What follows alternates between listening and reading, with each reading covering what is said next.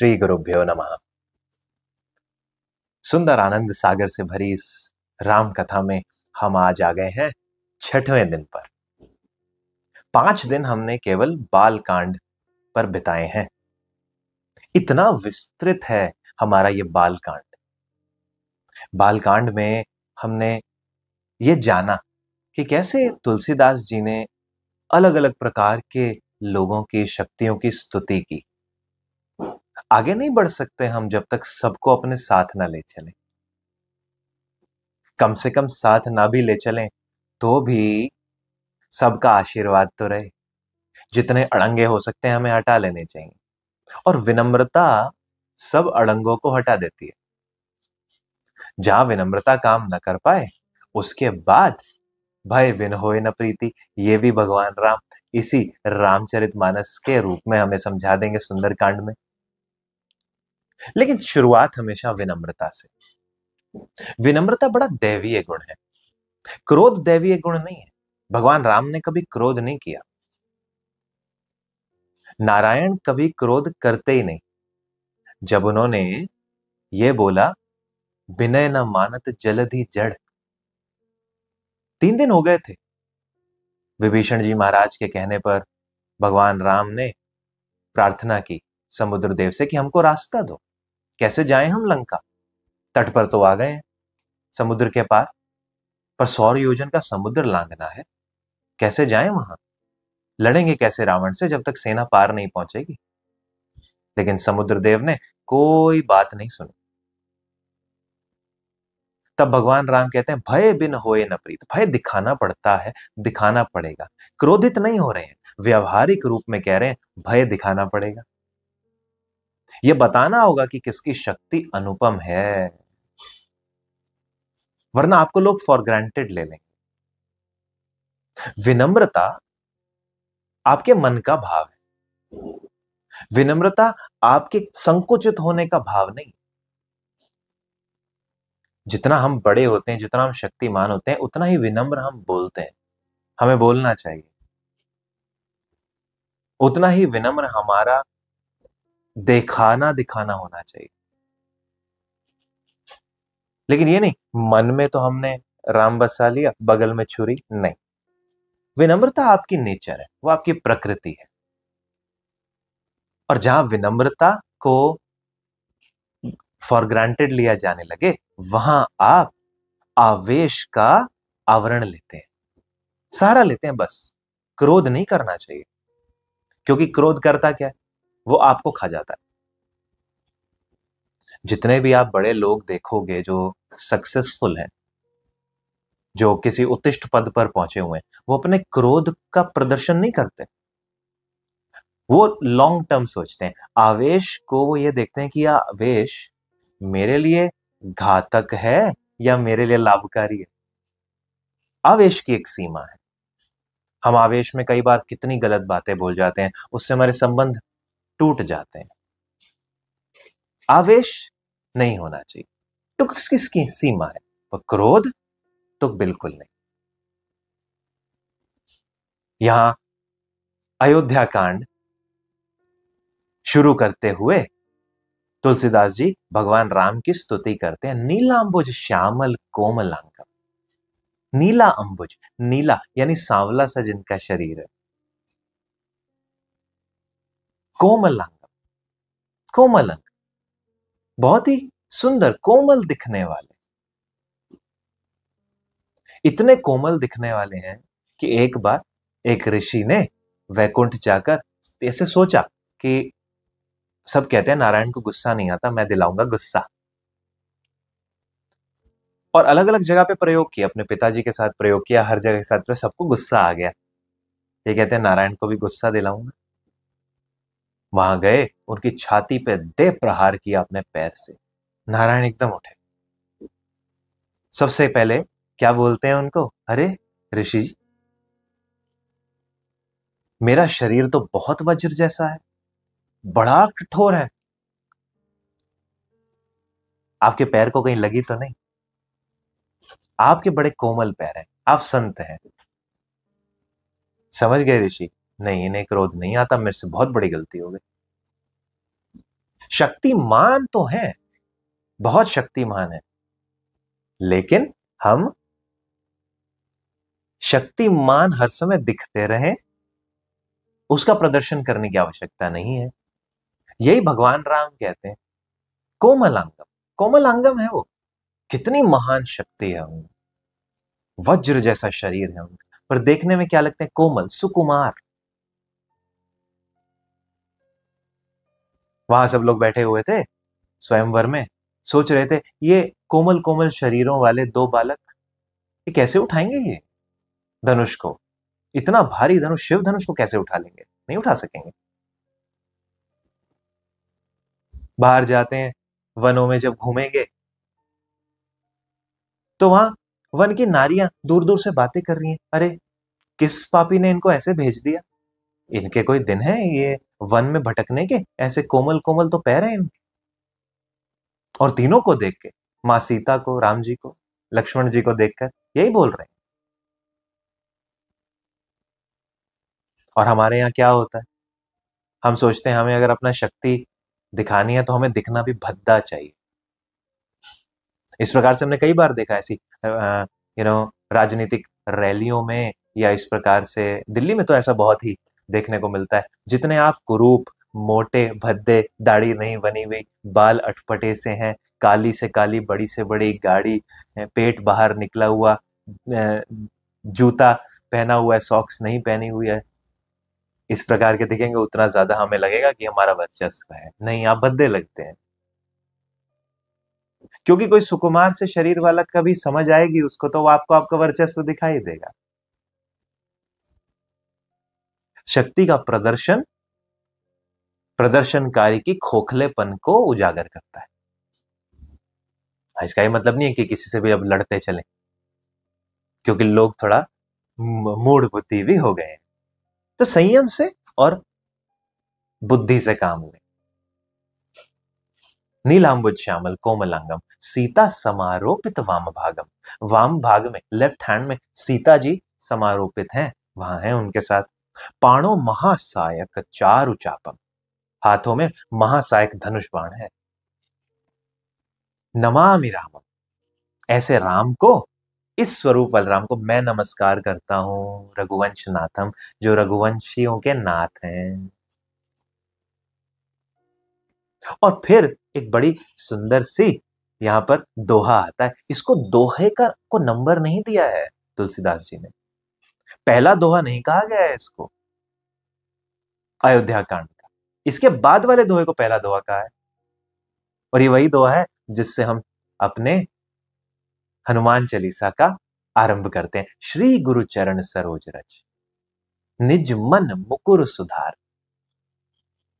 श्री गुरु चरण, गुरु के जो चरण है ना, उनके चरण कमलों की रज से मैं अपने मन रूपी दर्पण को साफ करके, निज मन मुकुर सुधार, बरनऊ रघुवर विमल जस, मैं वर्णन करता हूं रघुवर के विमल यश का, राम जी के सुंदर यश का, जो दायक फल चार, जो चार फलों को देता है। कौन से फल हैं ये चार?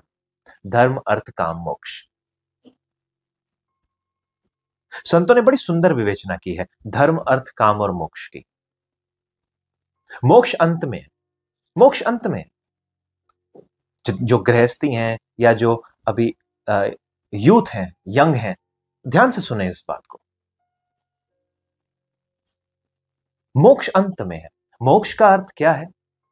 मोक्ष का अर्थ है उस फाइनल परम तत्व की प्राप्ति जो आप हैं, अहम ब्रह्मास्मि। तो हम कहते हैं मोक्ष पे ध्यान दो, हमें मोक्ष प्राप्त करना है। पैसा वैसा क्या होता है?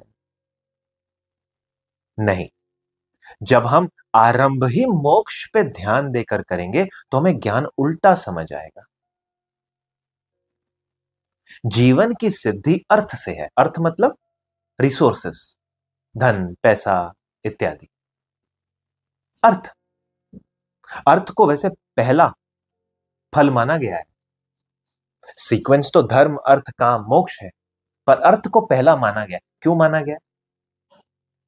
क्योंकि अर्थ से आप सब चलाते हो। संसार में अगर आप रह रहे हैं, अर्थ से ही आपको भोजन खरीदना है, अर्थ से ही आपको शिक्षा प्राप्त करनी है, अर्थ से ही आपको घर मिलेगा, अर्थ से ही आप इतने सिद्ध समर्थवान माने जा सकते हो कि आप अपना परिवार चला सको। गृहस्थी के लिए अर्थ तो बहुत आवश्यक है, क्योंकि उसको खुद का ही नहीं देखना, उसको तो संसार का भी देखना है। गृहस्थ आश्रमी किसके लिए नहीं करता? वो संग्रह कर रहा है, अपने लिए कर रहा है, कुटुंबियों के लिए भी कर रहा है, कभी इनको लोन की जरूरत पड़ जाए या वैसे हेल्प करने की जरूरत पड़ जाए, वो साधुओं के लिए भी कर रहा है, वो देश के लिए तो कर ही रहा है। अर्थ के बिना क्या जीवन होगा? हम कहते हैं कई बार कि अरे ये संत लोग जो हैं, ये इनके पास बड़ी गाड़ियां क्यों हैं? क्यों ना हो? गाड़ियों का लोभ नहीं होना चाहिए, लोभ तो है नहीं उनको, लेकिन जिस शरीर में उस संत का निवास है, जिस शरीर के माध्यम से आप उनकी सुवाणी सुन रहे हैं, उस शरीर को आराम देने के लिए, इधर से उधर ले जाने के लिए वाहन की आवश्यकता होना क्या बुरा है? उन्हीं के उस आश्रम में जाकर यदि हम कुछ सीखना चाहते हैं, हम तो मानव है, हम तो उस प्रकार के मानव है कि हमें हल्की सी लाइट चली जाए तो एसी के बिना हमारे को तड़प हो जाती है। वही एसी जब वो अपने आश्रम के आपके ही डॉर्मेटरीज में लगवाते हैं, तो उसके लिए अर्थ तो चाहिए, वरना आप जाएंगे वहां जहां टॉयलेट्स नहीं होंगे? जाओ जंगल में कराओ, जहां पंखा एसी सफाई नहीं होगी, जाओ देख लो अपने आप। जंगल आए हो, जंगल आए हो। ये कलयुग के साधन है और ये आवश्यक साधन है। इन साधनों से पूर्ति होती है उस धर्म की जिसको आप सीखना चाहते हैं। काम, काम मतलब कामना। हर चीज जो हो रही है वो कामना से हो रही है। आपके बच्चों की उत्पत्ति कामना से हो रही है। आप जिस भोजन को भी ग्रहण करना चाहते हैं उसकी भी आपकी कामना है। जो आपकी कामनाएं हैं वो सिद्ध हों, यह आपकी चाहत है। यदि हम आपको ये बोलें कामनाएं न रखो, तो क्या रखें? तो फिर तो हमारा करियर भी खत्म हो जाए। अगर हमें कामना नहीं है तो हम कुछ बनना चाहते हैं, फिर तो हमारी जीवन की एस्पिरेशंस भी खत्म हो जाए कि हम इस प्रकार की चीजें चाहते हैं।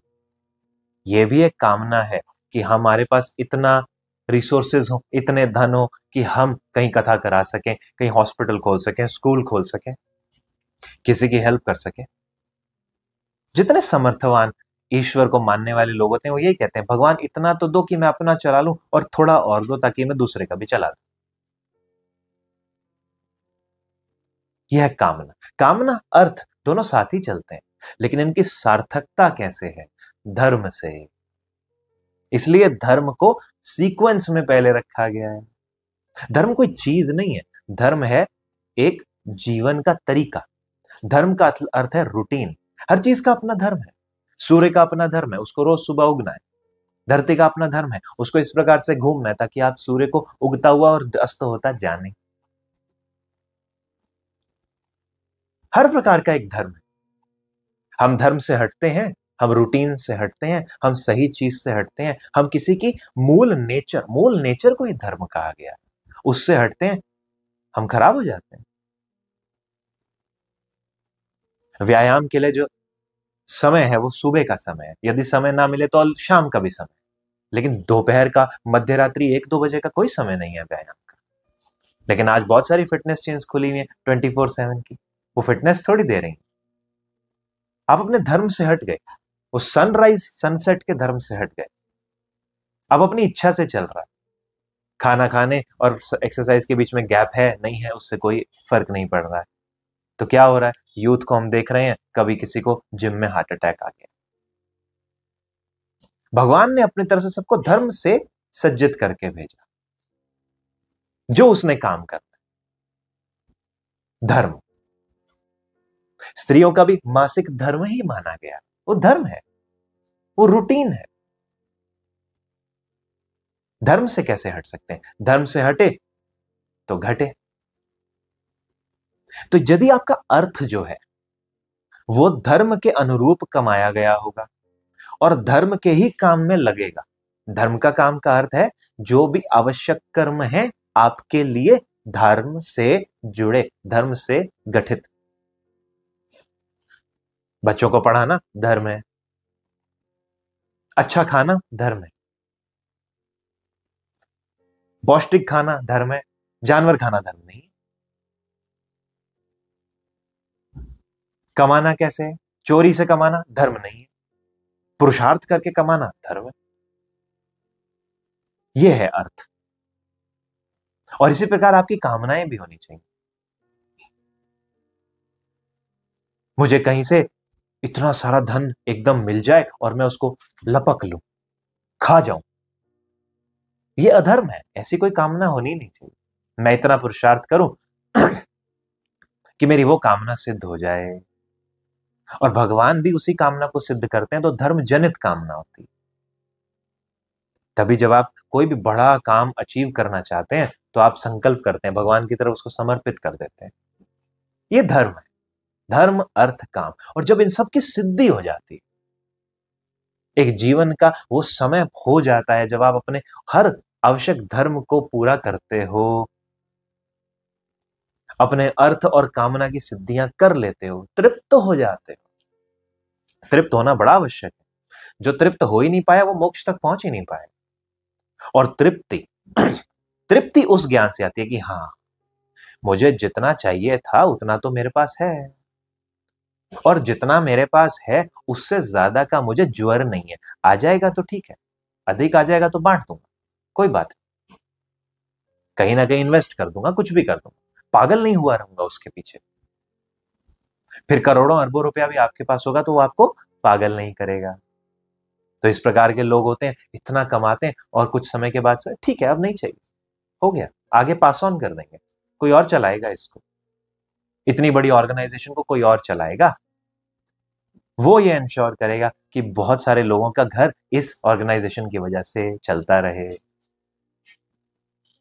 कमाए ऑर्गेनाइजेशन को, मुझे क्या और संग्रह करना है, मेरा जीवन पूर्ण हो गया, मेरे अपने गृहस्थी के कार्य पूरे हो गए। फिर आप मोक्ष की तरफ बढ़ते हैं, उसकी तैयारी अभी से शुरू होती है।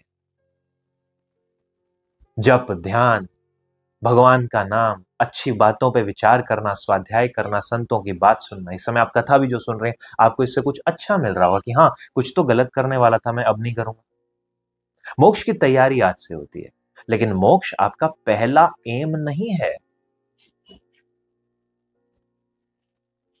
मोक्ष यदि हमारा गोल होगा फाइनल, तो हमें ज्ञान ज्ञान के रूप में समझ आएगा, वरना ज्ञान हमारा द्वंद्व बन जाएगा। हम लड़ रहे होंगे उस ज्ञान से। अरे वो तो कह रहे थे पैसा नहीं होना चाहिए, पैसे के पीछे नहीं भागना चाहिए, तुम काम क्यों कर रहे हो? अरे अकर्मठ बनने को थोड़ी कहा है किसी ने। कर्म तो आपके शरीर का ही धर्म है, कुछ तो करोगे ही। जो शरीर प्रकृति जनित है, जो त्रिगुणों से बना शरीर है, वो कर्म करेगा। सांस आप लोगे, शौच आदि जाओगे, पानी पियोगे, स्नान आदि करोगे, कर्म तो होगा।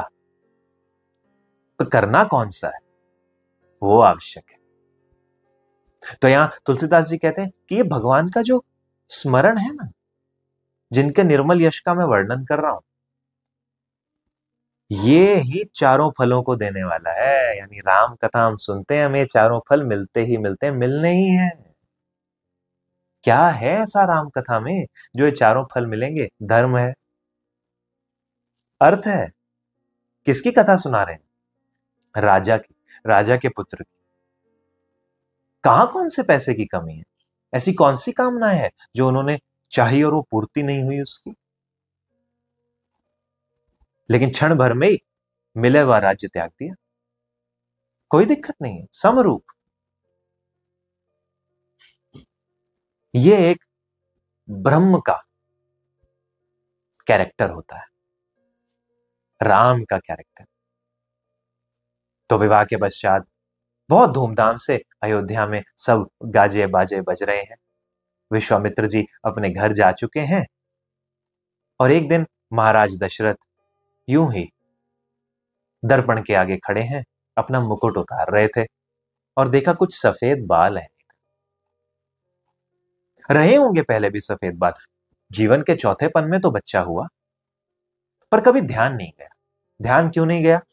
जब तक उत्तराधिकारी नहीं है, धर्म धर्म का स्तंभ उत्तराधिकारी नहीं है आपके पास, तब तक आपका जो जीवन है वो प्रजा के लिए ही है। आप कितने भी बूढ़े हो जाएं, आपको करना पड़ेगा। जब वो भगवान राम की चाहत कर रहे थे, तो वो इसलिए नहीं कर रहे थे कि मेरे घर एक बच्चा आ जाए।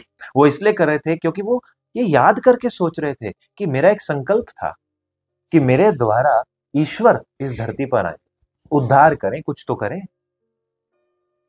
सबके लिए धर्म स्थापना के लिए आए। मेरा संकल्प कहीं अधूरा ना रह जाए। क्या करूं मैं? गुरु के पास चलता हूं। गुरु ने उनको युक्ति सुझाई। राम जी आ गए। अब आ गए हैं, बड़े हो गए हैं, ज्ञानी हो गए हैं, सयाने हो गए हैं। तब उन्हें दर्पण में खुद को देखने का अवसर मिला। ऐसे देखने का अवसर मिला जिसने उनके जीवन को एकदम से पलट दिया कि हां, अब कितना चिपका रहूंगा यहां पर। परिवर्तन संसार का नियम। हमारे घरों में कितना इस प्रकार का उदाहरण रहता है हर जगह कि हम अपने पदों को नहीं छोड़ना चाहते। सास ससुर ये सोचें, नहीं हम तो अपने पदस्थ ही रहेंगे, हम आने वाले को बागडोर नहीं देंगे, खिंचाव बनेगा। मंत्री इत्यादि ये सोचें, हम बूढ़े हो चले हैं लेकिन हम पद नहीं छोड़ेंगे, कहां देश का उत्थान होगा। माता पिता ये सोचें कि बच्चे तो मूर्ख ही हैं, हम ही सोच सकते हैं, कहां उत्थान होगा। परिवर्तन आपके विचार में, आपके सोच में वैसा ही परिवर्तन सहज आना चाहिए जैसा आपके शरीर में आ रहा है, जिसको आप रोक नहीं सकते। जिस प्रकार से आप किसी व्यक्ति विशेष को कभी देखा करते थे, उस व्यक्ति विशेष को उस प्रकार से आप नहीं देख सकते जब आप 60 के हो रहे हैं। वो संयम आपके अंदर आना चाहिए, और वो संयम पुरुषार्थ करके आएगा, प्रैक्टिस करके आएगा। दशरथ जी को दिखा, अब नहीं, इससे पहले कि मैं मरणासन्न हो जाऊं, मैं एक सुपात्र को ये सब सौंप दूं, मैं मुक्त हो जाऊं। फ्री होना बहुत आवश्यक है। ढूंढिए अपने जीवन का वो भाग जहां फ्री हो सकते हैं। यदि आप बुजुर्ग हैं, बड़े हैं, ढूंढिए अपने जीवन का वो भाग। कुछ थोड़ी बहुत चीजों का कंट्रोल छोड़िए, कितनी मुक्ति का अनुभव होगा आपको। आनंद ही आनंद। क्या करना है? जिन बच्चों को आप बड़ा कर रहे हो, जिन बच्चों को आपने सिखाया पढ़ाया, उन पे विश्वास भी आप ही को रखना है। संभाल लेंगे, थोड़ा बहुत तो संभाल ही लेंगे, पूरा तो नहीं छोड़ना चाहिए, थोड़ा थोड़ा। तो इस प्रकार से मन में ख्याल आता है महाराज दशरथ के, अब नहीं। अपना ये विचार गुरु वशिष्ठ से प्रकट करते हैं।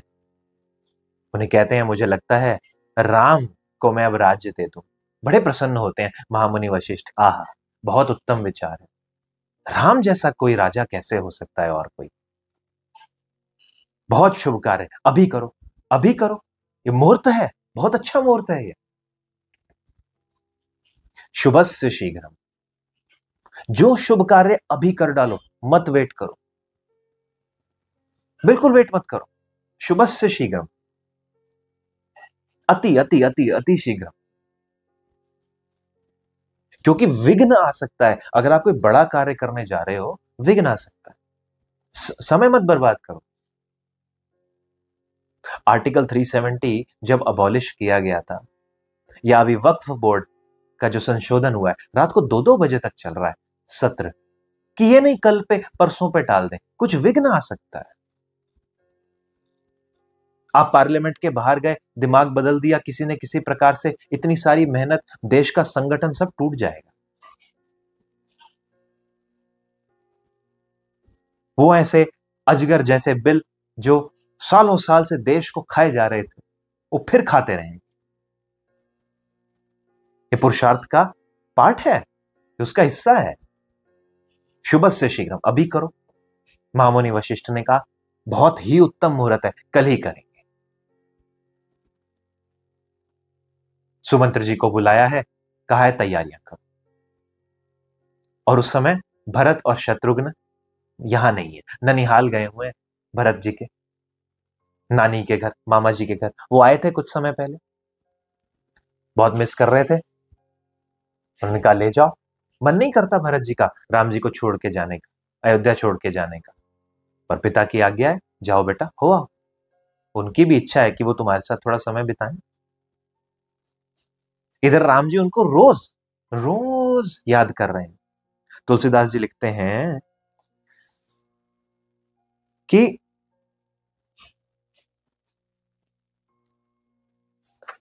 भरत सरिस प्रिय को जग माही, इहै सगुन फल दूसर नाही, राम ही बंधु सोच दिन राति। राम के बंधु को याद कर रहे हैं राम जी। कौन है वो बंधु? भरत। सरिस प्रिय को जग माही, अंडही कमठ हृदय जेहि भांति। रामई बंधु सोच दिन राति। दिन रात भरत जी के बारे में राम जी के मन में ऐसा विचार चलता रहता है, ऐसे उनके बारे में सोचते हैं, ऐसे उनको मिस कर रहे हैं, जैसे कछुआ अंडों को पकड़े रहता है, उनका ख्याल रखता है। हाय मेरे अंडे। इस प्रकार कितनी सुंदर उपमा दी है तुलसीदास जी ने। और अकेले वही नहीं कर रहे हैं, सीता मां भी कर रही हैं। सीता मां और राम जी आपस में बात करते हैं कि बहुत दिन हो गए, अब भरत आ ही जाए। बहुत दिन हो, बहुत दिन। और इधर दशरथ जी जो हैं, उन्होंने विचार किया गुरुदेव वशिष्ठ के साथ मिलकर कि राम जी को राज्य देंगे। और उन्होंने क्या किया? पंचमत लिया। पंचमत, 5 लोगों का मत। अब ये 5 लोग क्या है, ये तुलसीदास जी नहीं लिखते, शास्त्र ये 5 लोगों की बात करता है। ये कि जब आप कुछ बड़ा डिसीजन ले रहे हो, इस प्रकार का राजा बनाने का, या जीवन में भी कोई बड़ा डिसीजन ले रहे हो, तो ऐसे कौन से 5 मत हैं जिन्हें आपको अग्री कराना चाहिए? पहला पहला होता है गुरु मत। आपका जो गुरु है वो इस बात से अग्री करना चाहिए। वैसे तो गुरु मान गए तो सब काम हो ही गया, क्योंकि वो तो परम सत्ता है, वो कोई शरीर तो है नहीं, वो तो ज्ञान। गुरु मत, अगर गुरु मान गए मतलब आपने अपना सब काम साध लिया, लेकिन फिर भी वहां तक ना रुको। दूसरा कहते हैं प्रजा मत। प्रजा में भी देखो क्या चाह रहे हैं वो। आप राम जी को राजा बनाना चाह रहे हो, क्या प्रजा चाहती है हम कहीं विद्रोह ना कर दे, एनार्की ना हो जाए, डिसऑर्डर फैल जाएगा। राजा का एक काम है, ये उसका कर्तव्य है कि वो डिसऑर्डर ना होने दे, अपभंग नहीं होना चाहिए राज्य का। तीसरा, मंत्री सभासद, जो आपके सभासद हैं, जिनके साथ और जिनके ऊपर राम जी ने काम करना है, आज्ञा देनी है जिन्हें, वो सब सभासद जो आयु में उनसे बड़े हैं। सुमंत्र जी दशरथ जी के मंत्री ही नहीं है, उनके पिता के भी वही मंत्री थे, मेंटोर हैं वो, किसी देव से कम नहीं है वो। इतना उनकी सिद्धि, इतना उनका ज्ञान है। अपने पिता के तुल्य सम्मान किया करते थे भगवान राम सुमंत्र जी का, जो महाराजा दशरथ के सखा भी हैं, मित्र भी हैं, मेंटोर भी हैं और मंत्री भी हैं, पिता के तुल्य। उन्होंने अगर कुछ कह दिया तो पिता वाक्य ही है वो। देखा जाए तो एक युवराज या राजकुमार को मंत्री से ऊपर की ही पदवी होती है, कोई आवश्यकता नहीं है सम्मान करने की। लेकिन यहां हम राम की बात कर रहे हैं, ये शील गुण निधान है, ये हमें बताते हैं हमें अपने से छोटे पदवी लोगों से कैसे बिहेव करना चाहिए। और छोटा कौन होता है? ज्ञान से छोटा होता है या पदवी से छोटा होता है? सुमंत्र में बहुत ज्ञान है, वो पिता तुल्य है, उनका अनादर नहीं किया जा सकता।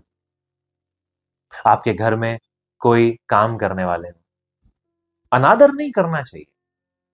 काम जरूर करवाना चाहिए, वो एम्प्लॉय भी हैं आपके, अनादर नहीं करना चाहिए। अस्मिता पे वार और समझाने वाली डांट, दोनों में अंतर है।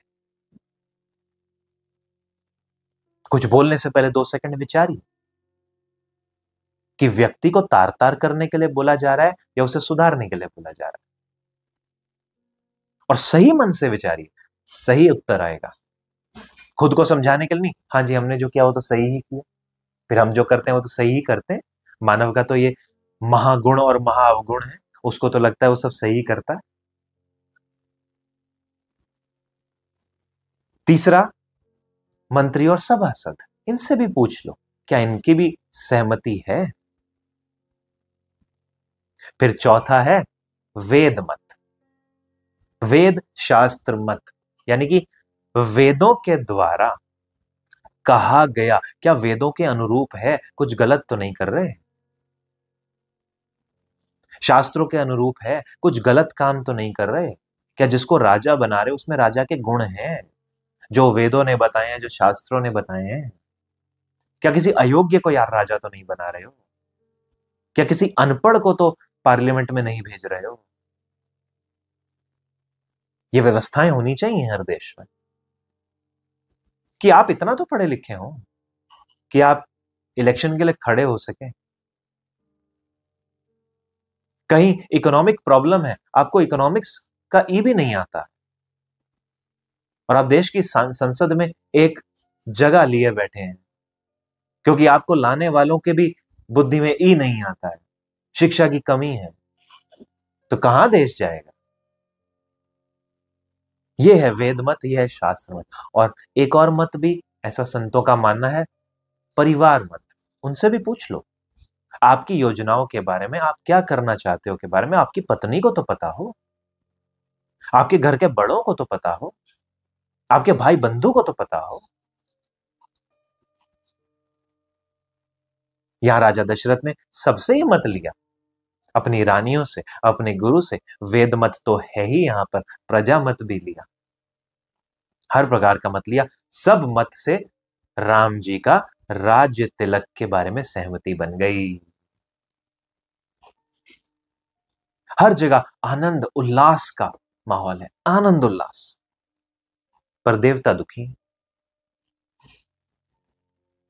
कि हमारा तो काम खराब हो गया। एक तो जाने कितने कल्पों के बाद इन्होंने अवतार लिया, यहां रावण हमें प्रताड़ित करे जा रहा है, परेशान कर रहा है, पूरी पृथ्वी को उसने दुखी कर दिया। और अब ये राजा बन जाएंगे तो ये रावण को वध कैसे करेंगे। राजा बनने के बाद राम जी का तो ये स्वरूप नहीं है कि यूं ही जाकर रावण पे चढ़ाई कर दें। और राम भी वन जाएंगे तो उनके और भी बहुत काम है। क्या वो शबरी और हजारों करोड़ों सालों तक प्रतीक्षा करती रहेंगी, या जो सुतीक्ष्ण बैठे हैं या जो मुनिवर बैठे हैं जो इस दर्शन की अभिलाषा में अभी आए। हम तो शरीर छोड़ ही नहीं रहे थे इसी चक्कर में कि ब्रह्म का दर्शन होगा रूप में। बड़े दुखी हैं देवता, मां सरस्वती को बुलाते हैं, उनकी वंदना करते हैं, उनको बोलते हैं, प्रार्थना करते हैं, कुछ करो मां, करो, कुछ तो करो। राम जी तो वही करेंगे जो पिता की आज्ञा है, अपने मन से तो वन नहीं जाएंगे। देवताओं को पुरुषार्थ तो करना होगा, और जो आपको सबसे ज्यादा प्यार करता है उम्मीद भी थोड़ी उसी से ही रखी जा सकती है। यहां मां कैकेयी भगवान राम को सबसे ज्यादा प्रेम करती थी। बच्चे तो माता कैकेयी नहीं पाले, मां कौशल्या वो तो भजन इत्यादि में, ध्यान में ज्यादा रत रहती थी। जो बाहर से अतिथि साधु संत इत्यादि आ रहे हैं उन सबका भरण पोषण पालन जो है वो सुमित्रा मां करती थी। घर कौन चलाती थी, कैकेयी। इसलिए सभी बच्चे उनको मां ही कहते थे, मां। और राम जी के साथ तो कैकेयी का एक विशिष्ट स्नेह था, अपने पुत्र भरत से भी अधिक प्रेम। मेरा राम, मेरा राम। बहुत खुश है केकई, बहुत खुश, लुटा रही है सब कुछ। इधर कौशल्या जी को जब इस बात की पता लगी तो वो रात जगराता करने का उन्होंने विचार किया। रात का जागरण बड़ा आवश्यक होता है। कुछ अगर महान कार्य कर रहे हैं, रात भर जाग रहे हैं और भगवान शिव का ध्यान करते रहिए। वही वो कर रही थी कि अब कमरे से बाहर सुबह ही आऊंगी, देवों को मनाऊंगी। सुमित्रा जी ने बाकी देखरेख का काम संभाला, ये अपनी देखरेख का काम संभाल रही है केकई। इतनी इतनी इतनी मशगूल है। और इधर देवता परेशान हो रहे हैं।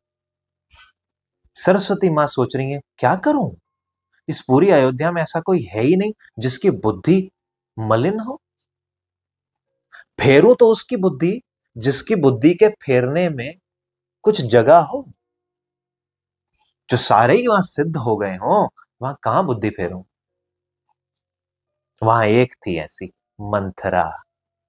मंथरा जो कि कैकई की वो दासी थी जो उसके साथ शादी में उसके साथ ही आई थी, और बचपन में उसने ही कैकई को पाला भी था। तो बड़ी प्रीति थी मंथरा की कैकई से, पर बड़ी कुटिल बुद्धि। हल्की सी कुटिलता मिल जाए तो वही कुटिलता बहुत बड़ी कुटिलता बन सकती है। आपके मन में हल्का सा संशय आ जाए ना, और किसी को पता लग जाए, किसी कुशल व्यक्ति को पता लग जाए, वो आपके संशय को इतना बढ़ा देगा, इतना बढ़ा देगा। ऐसे हमने देखा है छोटे छोटे संशय में कुछ लोगों ने एक दूसरे के घरों को भी बर्बाद कर दिया, डिवोर्स तक करा दी, माता पिता से अलग करा दिया, नौकरियां छुड़वा दी, मर गए लोग।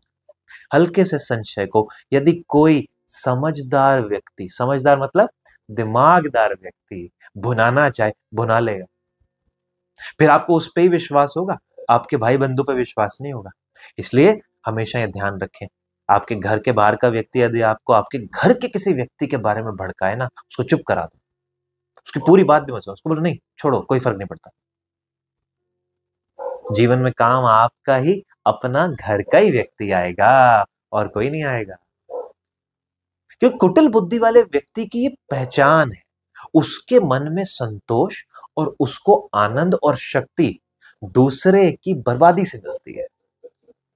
ये वो पहचान नहीं पाता कि उससे उसको कोई लाभ नहीं है, लेकिन उसको इस बात से ही संतुष्टि मिलती है कि मेरा अपना तो बस नहीं रहा, इसका भी उजाड़ दूं, दोनों एक जैसे तो दिखेंगे। आजकल कितना संसार में यही है, हमारा खुद का घर नहीं बसता, हम अपने मित्र को भी यही बताते हैं तुम भी ऐसा करो। ये जो हम इंडिविजुअलिस्टिक सोच वाले बनते जा रहे हैं कि नहीं, माय लाइफ माय रूल्स, ये गलत ही है ना। माई लाइफ माई रूल्स कैसे हो सकता है? आपकी अपना जीवन ही नहीं है। आपको जीवन मिला आपके माता पिता के कारण, शिक्षा मिली आपके माता पिता के कारण। आप इस समय जहां तक भी पहुंचे हैं उसमें आपका अपना तो थोड़ा ही योगदान है, कितने सारे आसपास के लोगों का, कितने रिसोर्सेस का योगदान है, कितनी कम्युनिटी वर्क है उसके अंदर। आप कहां अकेले हो सकते हैं? अकेले है ही नहीं। लेकिन इंडिविजुअलिस्टिक सोच क्या कहती है? मैं अकेला हूं, मुझे अपने लिए ही चाहिए, किसी और का तो मैं कुछ करने ही नहीं दूंगा, कुछ भी हो जाए। ये है इंडिविजुअलिस्टिक सोच, और इंडिविजुअलिस्टिक सोच ही हमारी सोसाइटी को इस समय छोटे छोटे पार्ट्स में बांटती जा रही है। न्यूक्लियर फैमिली के कॉन्सेप्ट इंडिविजुअल सोच से आ रहा है, हम दो हमारे दो। क्यों? माँ बाप नहीं है, भाई बंधु नहीं है। एक तो पॉपुलेशन के इशू की वजह से आप डेफिनेटली अपना एक संयुक्त परिवार रखना चाहते हैं, लेकिन उसके वजह से आप अपने परिवार से भी दूर होते जाएंगे। किसी ने कुछ बात बोल दी, परिवार से दूर हो।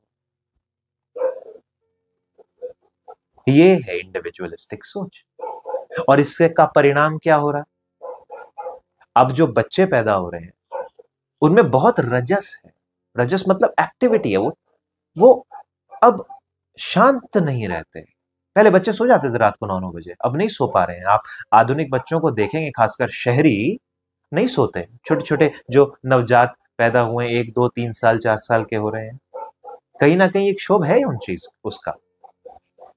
क्यों? क्योंकि हमारे पास तो उतना समय है नहीं देने के लिए, और हम फ्रस्ट्रेशन तो और दे ही जाते हैं। और प्रेगनेंसी के दौरान हम इस बात का ध्यान नहीं रखते क्योंकि हमारे सर पर हमें कोई नहीं चाहिए जो हमें यह बताए कि हमें करना क्या है, और बाद में भी नहीं चाहिए। तो हम एक हाउस हेल्प तो हायर कर लेते हैं 24/7 की, लेकिन house help is not a better mother than you and your grand mother. House help है, आपकी बहुत सहायता कर देगी। हाउस हेल्प बहुत अच्छी हुई तो अपना सर्वस्व भी लुटा दे, पर मां नहीं है ना। माँ, दादा, दादी, नाना, नानी ये नहीं है, लेकिन हम उनके नखरे स्वीकार कर लेंगे हाउस हेल्प के, लेकिन अपने सास ससुर के नखरे नहीं स्वीकार कर सकते। अपने घर में जॉइंट फैमिली में, अरे मुझे उनका विचार अच्छा नहीं लगता, अरे मत लो विचार, साथ रहने की कला तो सीखो। ऑफिस में भी जबरदस्ती ही रह रहे हो, ये तो घर है, वहां तो छोड़ ही दोगे, ये तो फिर भी रहेंगे साथ में। ऐसी कुटिल बुद्धि वाली एक थी मंत्रा, जिसकी बुद्धि फेर दी मां सरस्वती ने, ये कर देगी हम सबका काम। बस वो हल्का सा बीज जो डला और उसी ने ही सारा काम पूर्ण किया। चली गई वो केकई के पास,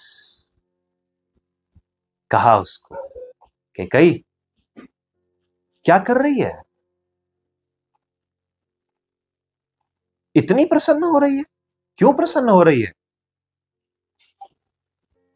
तू जानती है तेरा बेटा इस समय यहां नहीं है, राजा की मति फेर दी कौशल्या ने कि अभी के अभी राम को राज्य दे दो। वरना इतनी क्या जल्दी थी, कुछ दिन का प्रतीक्षा कर लेते, आ जाते, भरत शत्रुघ्न दोनों आ जाते। पर राजा ने इस बात की प्रतीक्षा नहीं करी, क्योंकि कौशल्या ये बात जानती है यदि भरत आ गए तो राम को राज्य मिलने में संदेह हो जाएगा। भड़का रही है, भड़का रही है। और ये तीन रानियां ऐसी हैं जो आपस में ऐसे रहती हैं जैसे कि कोई गोंद के साथ जुड़ा हुआ रहता है, कोई परस्पर द्वेष नहीं, एक दूसरे के ही बच्चों को पाल रही हैं। महाप्रतापी, महाशीलवान रानियां ये। लेकिन मंथरा अब अपना काम शुरू कर रही है, धीरे धीरे बीज डाल रही है, सींच रही है उसको, थोड़ी देर में बड़ा भी कर देगी। बार बार बार बार बार बार पहले तो कैकई ने बहुत डांटा कि जीभ खींच लूंगी तेरी, ऐसी बात करी तो। लेकिन संशय एक ऐसी चीज है जो बार बार बार बार बार बार दिया जाए तो बढ़ जाता है, और ऐसा बढ़ता है कि फिर कंटेन नहीं होने में आता। संशय, संबंधों का विष संशय। किसी उत्तम कार्य में बाधक संशय। छोटा सा डाउट कर लो, मुझे नहीं लगता ये हो पाएगा, खत्म, संकल्प वही विकल्प में परिवर्तित हो गया। कर रही है उसको, तुझे दासी बना देंगे ये लोग, दासी की तरह रहेगी तो वो राजमाता हो जाएगी कौशल्या। तेरे बेटे को निकाल देंगे बाहर, मार वार देंगे, तू दासी हो जाएगी, कौशल्या की दासी बनेगी। और जाने कितनी कुटिल बातें मंत्रा ने भरी कैकई के बुद्धि में। पलट गई कैकई की बुद्धि, और पलट क्या गई, जब देवता ही आपके सर पे सवार हो, वो शक्ति सामर्थ्य हो, फिर आप नहीं कर रहे होते, वही कर रहे होते हैं। आपके माध्यम से संसार का इतना बड़ा काम होने जा रहा है, बड़ी पूजनीय है कैकई, कलंक ले डाला संसार की उद्धार के लिए। वही जो सबसे प्रेम करता है वही आपके लिए कुछ करेगा, अच्छा करेगा, चाहे उसके लिए उसका बुरा हो जाए। और किसी में सामर्थ्य नहीं था ये करने का सिवाय कैकई के। बड़ा सुंदर प्रसंग है ये कि किस प्रकार फिर कैकई ने राजा को विवश किया। इस प्रसंग की चर्चा